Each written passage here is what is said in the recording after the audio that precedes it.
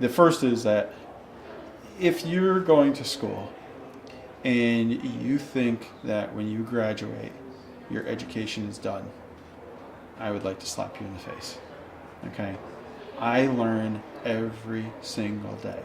In fact, this morning I was on a project, looking at a project with a client, a potential client, and they gave me a term I don't have any idea what it is. I will know this afternoon, but I don't have any idea. Do I understand probably what the concept is behind it? Yes, but I have to learn what that means in order to address her project, her problem. So that's every single day. You should learn. Your goal should be to learn something. Now, some days it's going to be how the copying machine works.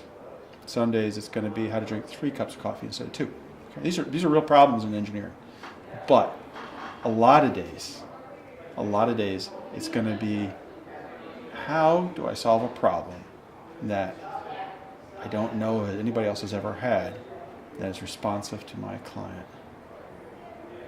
That is your problem every day. And I work, unfortunately, I can say my mind is always working on somebody's problem.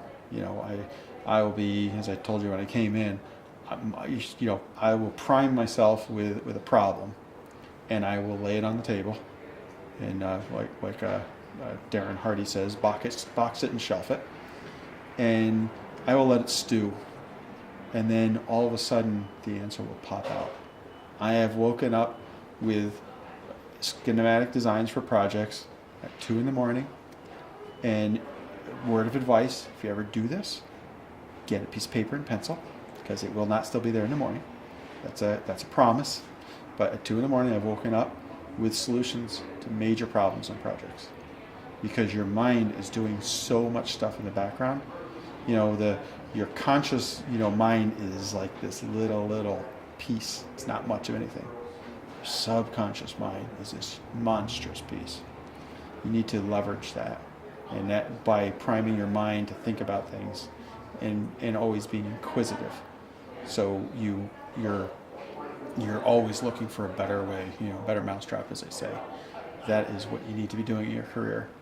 I'll divert just a little bit on that topic, is because I have not finished a project, and I suspect a lot of people have said this, but I have not finished a project yet in my career, and went back and revisited it, that I couldn't do better. I know as long as I'm a practicing professional, I'll be able to say that every year. If I can't, I'm not going to be a practicing professional, because that's not going to mean that I'm stagnant and I'm not growing. So another piece of advice to students, and this to me is probably more important than anything else, and depending where they are in their career, and this is especially pertinent to early educational portion, even though they're freshman and sophomore year at most. You have got to absolutely love the idea of what you're going to be doing, or you have to work hard to make sure you're going to love the idea of what you're doing. You've got a long career ahead of you, and if you have any inkling of doubt that what you're studying may one day suck, get out now. I mean, don't hesitate. I listen to Brian Tracy a lot, and he tells a story about a guy. He says he was talking about his work life and all this stuff, and he's like, Brian, what should I do? What should I do? And he says, sir, it's the Q word. Q word? What do you mean Q word? It's the Q word. He says, if you don't love what you're doing, and he had a bunch of conditions, but you don't love what you're doing 80% or more of the time, you need to quit. And damn it, it's right. Out of question. So if you can't love what you're doing, 80% of the time. Now, I'm not this euphoric person. You gotta love it 100% of the time. Oh my God, every day's gonna be wonderful. It's not. I'm gonna tell you, you are gonna grind so hard as an engineer, and some days you're gonna be like, this has got to stop. This has got to stop. But underneath, you're actually loving it to a certain extent. That's great. There's going to be days that you're going to go home and you're like, I did the most wonderful thing. you're going to talk to your spouse or your significant other or whatever, and you're going to go, whatever, But to you, it's the greatest thing.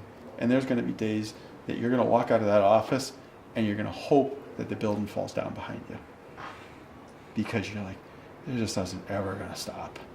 These problems just don't ever stop coming. That telephone is going to be your enemy. Email is going to be more of an enemy. These are all parts of our career. But underneath it, you've got to have that solid foundation, which is your love of what you're doing in order to succeed.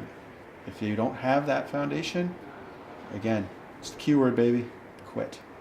Find something else. You might not think there is anything else. Look, you will find it. And it may not be leaving engineering. It may be going to a sub area. It may be going to, we were recruited extremely hard for analytical things in the financial industry. Okay, for me, that's not something I ever have interest in doing. But if you like the numbers, but you don't like where the engineering is going, move over. There's lots of options out there. There's always an option. That's good advice.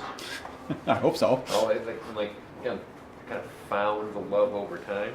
Mm-hmm. And you shouldn't have to find it.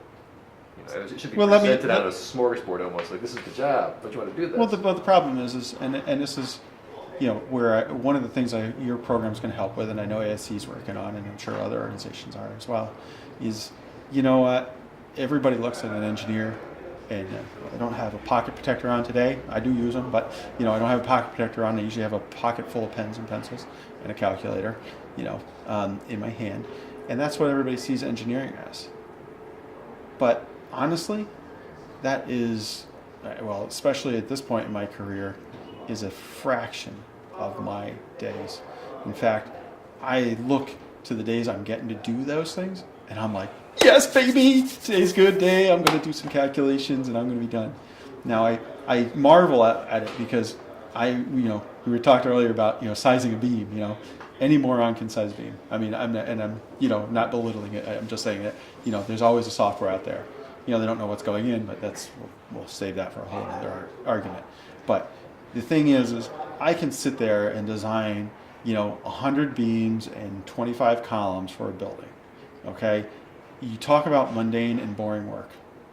It is tedious, boring, and I always say accounting work. Because if every number has got to be in the right spot at the right time, absolutely dead on in order for your design to work. It is, when I look back at it, I go, how did I enjoy that? But then I also look at, every other career.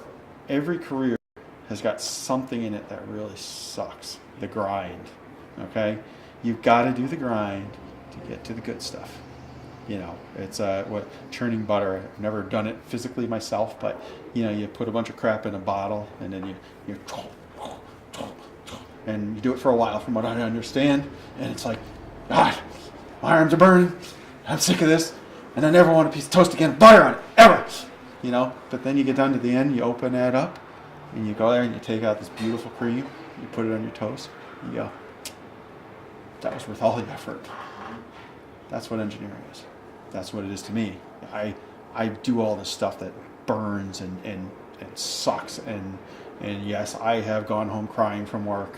I have literally left work in the middle of the afternoon and said, I need to leave because if I don't know that I'll ever come back.